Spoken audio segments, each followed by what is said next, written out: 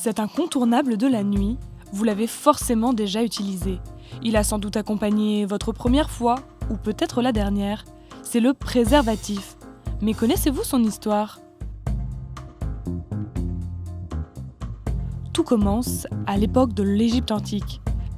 Les soldats cherchent à se protéger des maladies vénériennes. Ils testent alors une capote de fortune à base de boyaux de mouton et de vessie de porc. Blah. Mais l'invention du préservatif, en tissu d'abord, on la doit à un anatomiste italien, Gabriele Fallope. Au XVIe siècle, un millier de Napolitains jouent les cobayes. Shakespeare le baptise gant de Vénus. Problème, il est peu étanche. En France, le terme préservatif apparaît sur une réclame à l'ouverture d'une maison close, celle du Gros Millan.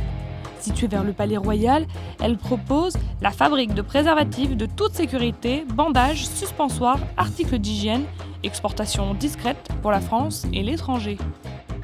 La capote en caoutchouc, elle, née aux États-Unis mi-19e grâce à un fabricant de pneus. Avec sa matière élastique très résistante et un peu de talc, Charles Goodyear révolutionne les parties de jambes en l'air. Mais la fameuse capote en latex arrive un siècle plus tard. Installée dans la banlieue de Londres, l'entreprise Durex, pour Durability, reliability, excellence. lance le premier préservatif lubrifié. Polyuréthane, polysoprène, l'industrie du contraceptif cherche encore la texture parfaite. Un chercheur québécois a même mis au point un gel incolore censé protéger des maladies. Pour l'instant, il est testé sur des souris, mais peut-être sera l'allié de vos prochaines nuits. Ça marche.